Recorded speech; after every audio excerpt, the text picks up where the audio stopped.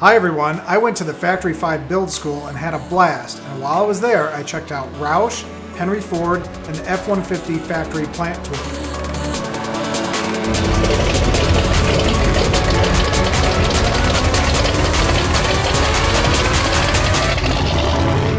Hi everyone, and welcome to the channel about building a kit car and other car topics. If you like what you see, please subscribe and hit the notification buttons below, and share with others on social media. You could always click on the links below to see my journey from the beginning.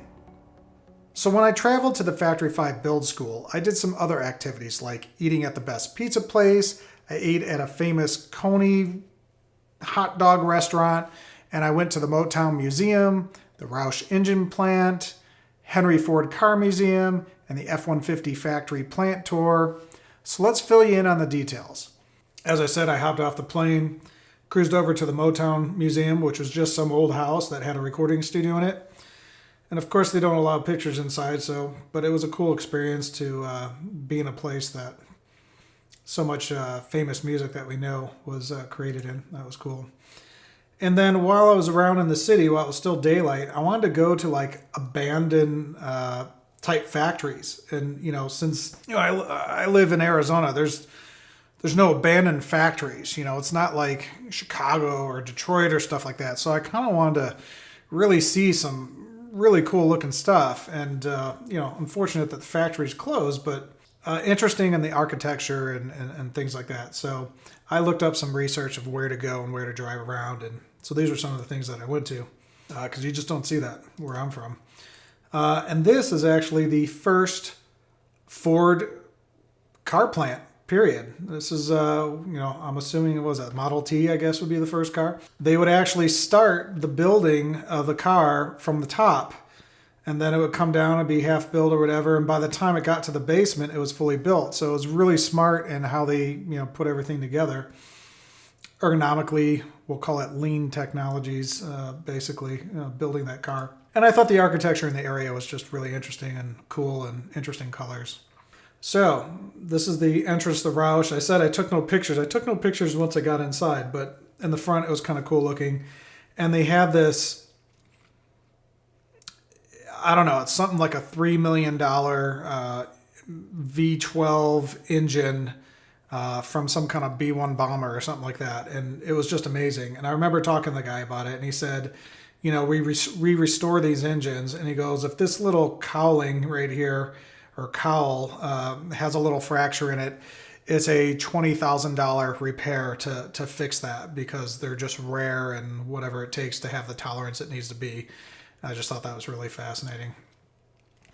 Here I'm at the factory or the Ford F-150 factory tour, and this was kind of an intro show that you go into. But the plant is huge. They're a green plant, so on top of the whole building, they have actual plants planted on top. And so all that soil keeps the building more insulated.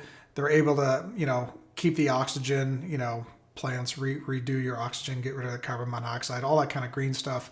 They're actually sustaining on this building, which is really cool. And it's just huge. I mean, what's crazy is this is a huge plant that you were just seeing. And then I pull the camera to the left, and this is like a bridge, if you will, going from one plant to the other. And inside of here, which you can't really see, let's see, I don't know if we could zoom in here,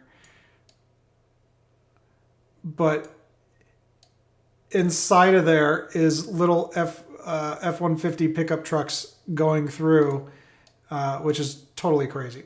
And then this is the employee parking, and there's a line going down the parking lot, and only Ford people can park, I guess, closer to the door, and non-Ford owners get to park farther away from the door. I thought that was pretty hilarious.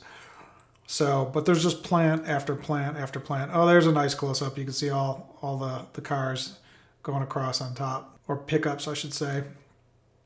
Oh, there's the line. Right there's the line. So they had, in this plant before, they had a whole, a lineage of what cars are built from what years to what inside this particular factory. I thought that was fascinating. The original Mustang was built here. And here's some of the cars that were all built in this factory. And it was just recently that they retooled over to the Ford F-150. So, and here's some shots in the plant. They actually don't like you having cameras in here, but all these platforms are just moving. They never stop. They're always like inching and inching across, and the person that hops on the platform does what he needs to do in this time that he's allowed, and then he hops off the platform and it's on to the next guy hopping in. And it was like clockwork. I've never seen anything like it. It was the most fascinating thing I've ever seen in my life. Because you have a special dash that was built maybe in Kentucky and an engine that was built in some other state. And it's a special engine. This particular person ordered the 5.2 liter or whatever. And somehow, while this thing is moving and never stops during the whole 24 hours of production, that engine and that dash shows up just at the exact second it needs to be put into that truck. And I just find that, like, whatever software, automation, or how that all works, is totally mind-boggling, actually. So there is some machinery, like you just saw, that welds and puts some things together, puts the windows on. It's all robots doing that. But there is so much manual labor, and they got these accordion type jacks that like pop up. Like I said, I had to grab a few pictures to kind of explain the story. But this thing raises up, this guy works on that part. This thing shrinks down, this guy works on that part. And they're throwing in the flooring. This is actually putting the back windshield into the car. But here's a perfect example. As you can see, this is all the the rugs of the floor of the car. And he just got empty on one version of it. So this might be like the king cab, and then this is just the regular cab. As soon as this goes, literally like clockwork, 30 seconds later, this guy pushes a button, like one of these buttons over here, and this guy shows up, trailer hitches this thing, leaves, and then 2 minutes later he comes back, boom. There's 40 more carpets sitting on top of that thing. I mean, it is just boom, boom, boom, boom. I mean, it's, like I said, mind-boggling. It's shocking. And then these things help like carry the driver's seat into the car, because it's probably 40 pounds or whatever. So she just grabs this machine and she it pushes it, but it automates. It knows where she wants to push it and just pops it in there. So, and it's multi-level. You can see ramps here, and I think up here was like car doors or something like that, or the truck doors coming through. Here's the beds, and people are installing taillights or installing this. I mean, it's just totally fascinating what these guys are doing. Another robot support to help hold the door up while the guy aligns and puts the hinges on. And then at the end, these guys all inspect these cars and they mark up like blemishes, or, hey, this isn't, that the gaps on the door aren't correct, because they use a laser machine to check it all out. And then all these cars that have problems go into these bays off to the left, and someone actually goes over there and manually fixes it. And then they pull it off. They do some like dyno test or something like that. They go through some kind of area where they do a bunch of physical driving tests inside the building, and then it's out the door. And what's funny is they have these like how-to charts. So, they're reminding the people of what their job is and how they need to do it. And there's all the extra cars getting fixed. And then literally seconds later, they're on a truck, like driving off and going to, and everything built in that factory is already prepaid for, pre-bought by dealerships.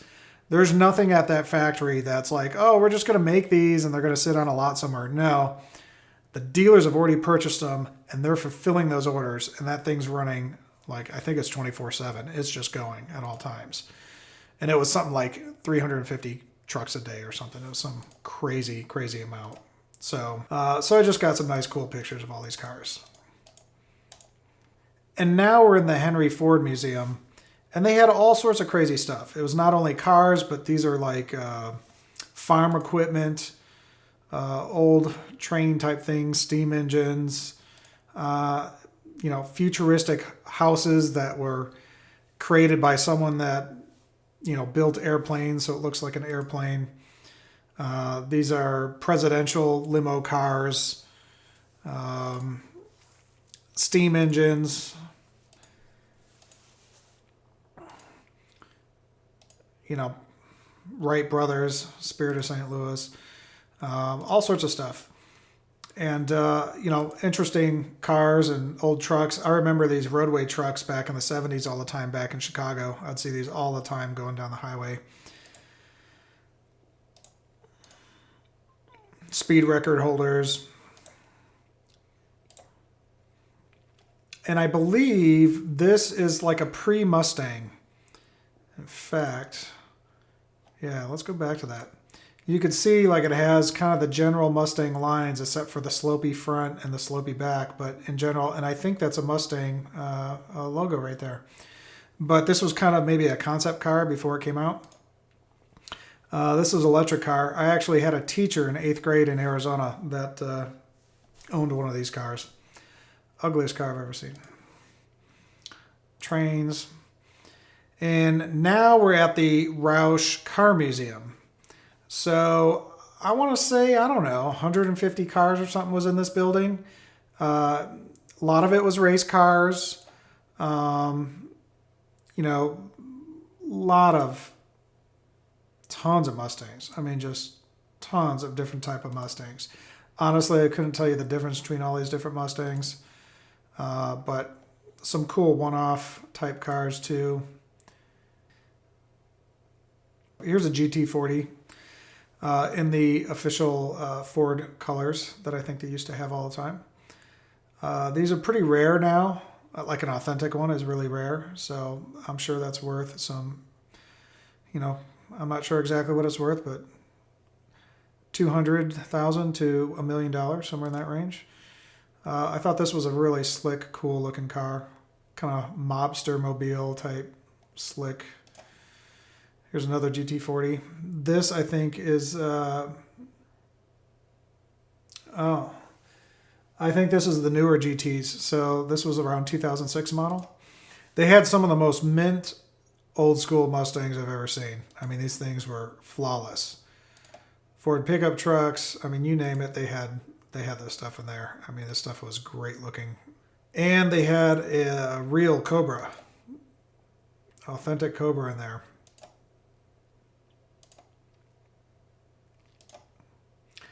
And then a bunch of their race cars. And it just goes on forever.